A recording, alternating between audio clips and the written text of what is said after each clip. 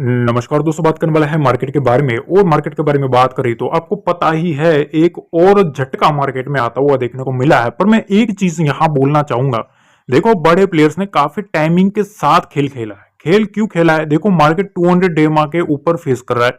ठीक है, 200 डेमा के आसपास जो निफ्टी है वो निफ्टी स्ट्रगल कर रहा है।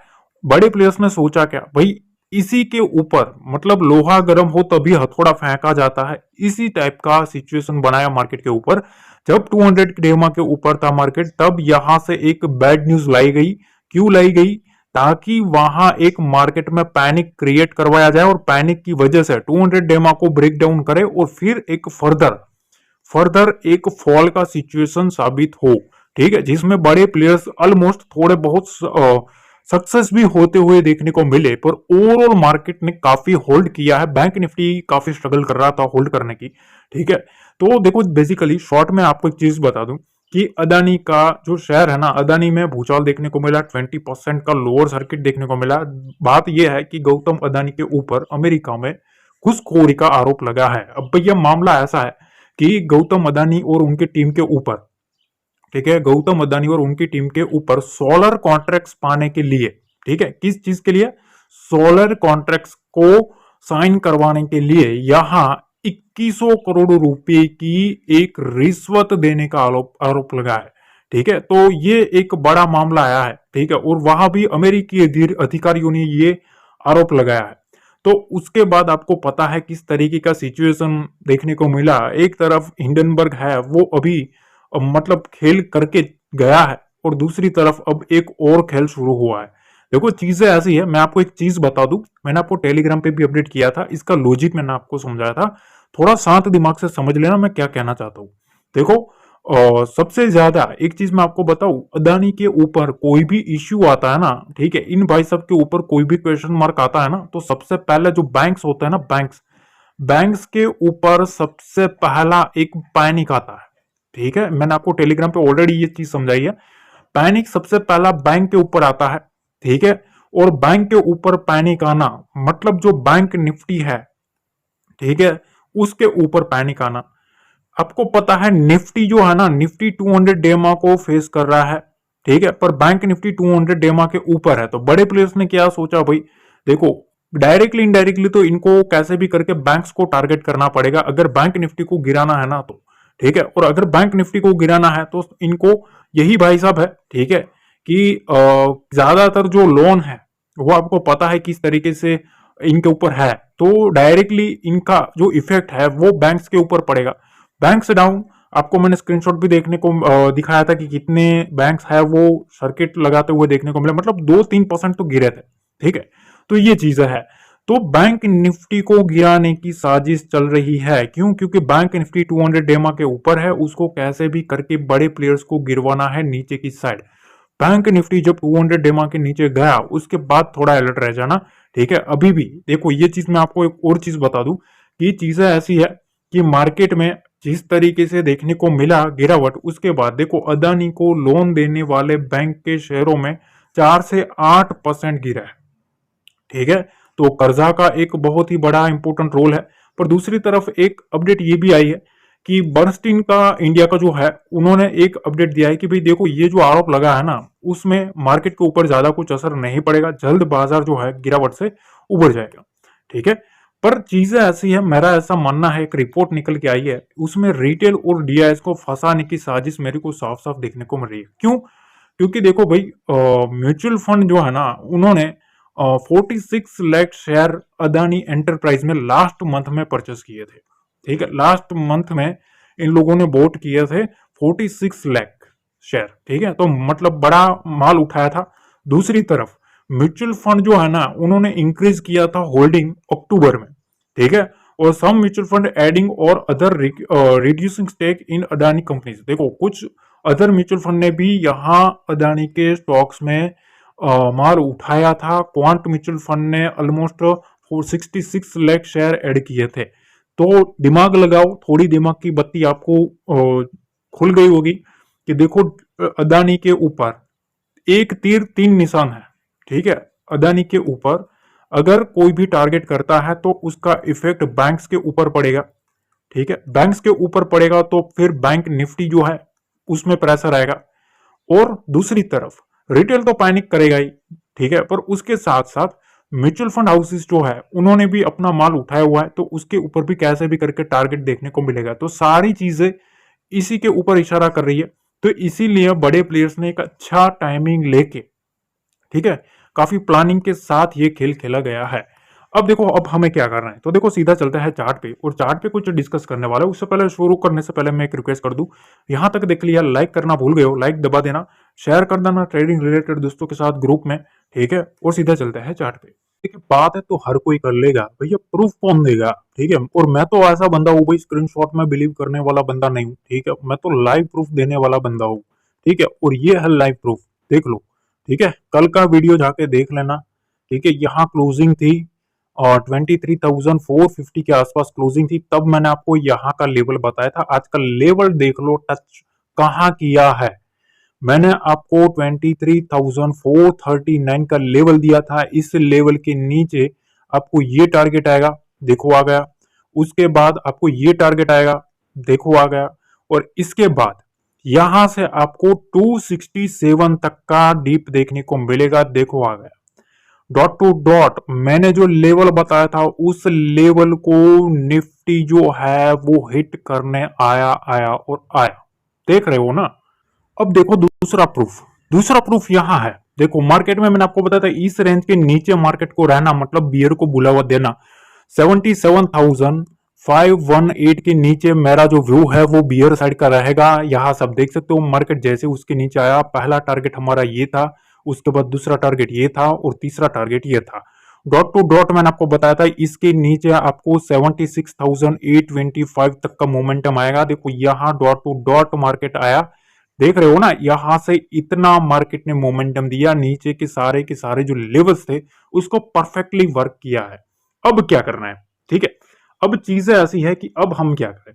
तो देखो सबसे पहला तो सेंसेक्स के बारे में समझ लेते हैं कि इसमें क्या करना है। तो देखो पहली चीज तो यह है 15 मिनट के टाइम फ्रेम के ऊपर, ठीक है, 15 मिनट के टाइम फ्रेम के ऊपर एक चीज मैं आपको ना डिस्कस करना चाहता हूं, उसका थोड़ा ना दिमाग लगा के समझना, ठीक है। तो सबसे पहले सेंसेक्स के बारे में बात कर लेते हैं कि सेंसेक्स लिख देते हैं, ठीक है। चलो अब मार्केट में ना कंटिन्यूसली इधर से सेलिंग प्रेशर आ रहा है। मैंने जो लेवल्स बताए थे डॉट टू डॉट वर्क किया है, और काफी लोगों के कमेंट्स भी आए, अब भी बताना कैसा लगा एनालिसिस, ठीक है। अब देखो यहां मार्केट में 77,250, ठीक है, ये जो रेंज बनी है ना, इस रेंज को थोड़ा दिमाग में रखो अभी, ठीक है। और नीचे की साइड 76,750, ठीक है। ये रेंज के बीच में आज के ट्रेडिंग सेशन में अगर आप देखेंगे काफी टाइम होल्ड किया, उसके बाद अगर आप देखेंगे तो 77,000 के आसपास भी मार्केट ने एक रेंज बनाने का ट्राई किया है। तो देखो नीचे की साइड ना ज्यादा ट्रेडिंग हुआ नहीं है, इस रेंज के आसपास ज्यादा कुछ मार्केट में मोमेंटम आया नहीं है, ठीक है, पहली चीज। तो यहां बुल्स है ना, बुल्स ने मोस्टली यहां स्टॉप लॉसेस रखे होंगे इनके, ठीक है। और बियर्स ऑलरेडी यहां से प्रॉफिट में बैठे हैं। कहां से बैठे, तो देखो मार्केट में सबसे पहला तो 250 के ऊपर अब सस्टेन करना पड़ेगा मार्केट को, ठीक है। सेंसेक्स को 250 के ऊपर सस्टेन करता है तभी एक वहां से 77,400 का और 77,500 का एक रेंज हमें सेंसेक्स में ओपन हो सकता है, ठीक है। 77,500 का जो लेवल है, ठीक है, इसके ऊपर मार्केट को रखना पड़ेगा। इसके ऊपर रहता है तभी जो बुल्स है वो बुल्स का कंट्रोल मार्केट में आता हुआ देखने को मिलेगा। उसके बाद 77,750 की विंडो मार्केट में और 250 पॉइंट की और ओपन होगी, ठीक है। तो बेसिकली अगर 250 से देखे तो मेन अगर हम देखें तो 500 पॉइंट है, ठीक है। 500 पॉइंट्स का एक मोमेंटम 250 के ऊपर जितना होल्ड करेगा उतना पॉसिबल है। नीचे की साइड ना पहला तो एक लेवल 77,000 का एक दिमाग में रख लो भाई, इसके नीचे मार्केट का जाना मतलब बियर भैया है ना, भालू भैया, ठीक है, उसको बुलावा देना, ठीक है, भालू भैया का बुलावा देना। तो पहला एक वीकनेस 77,000 के नीचे है, और दूसरा जो वीकनेस है ना वो 76,750 के नीचे है। ये चीज ध्यान रखना, 76,750 750 के नीचे रहता है तो मार्केट में क्या आ सकता है, फिर से सेंसेक्स में फॉल आ सकता है। इस चीज का ध्यान रखना है आपको, ठीक है। अब यहाँ कुछ चीजें मैं आपको ना डीपली समझाना चाहता हूँ, उसको आपको थोड़ा समझना पड़ेगा। 3 मिनट के टाइम फ्रेम के ऊपर लेंगे तो आपको टोटली आप देखे डीके ही देखने को मिलेगा, ठीक है। ऑलमोस्ट आपको एक रेंज में ही मार्केट देखने को मिला था। तो यहाँ चीजें ऐसी है कि जब तक मार्केट इस रेंज को काटता नहीं है, ठीक है, इस रेंज को नहीं काटता है, तब तक थोड़ा सेफ शांति से बैठेंगे तो अच्छा रहेगा, ठीक है। यहां से भी एक रेंज निकल के आ रही है, ठीक है। इसके नीचे स्टॉप लॉसेस पड़े हैं, ठीक है। यहाँ बुल्स के स्टॉप लॉसेस पड़े होंगे, ये चीज ध्यान रखना। तो स्टॉप लॉसेस जब तक सेफ है ना मार्केट में, तब तक बुल्स है ना, बुल्स का इधर इस रेंज में कंट्रोल सेफ रहेगा, ठीक है। इसके नीचे आता है, उसके बाद यहां से एक फ्रेश फॉल देखने को मिलेगा, ठीक है। अब बियर भैया है ना, भालू भैया, वो इधर बैठा है, ठीक है। मंदी वाले प्लेयर इधर बैठा है 77,250 के ऊपर। तो कैसे भी करके मार्केट को यहां सस्टेन करना पड़ेगा 77,250 300 के ऊपर।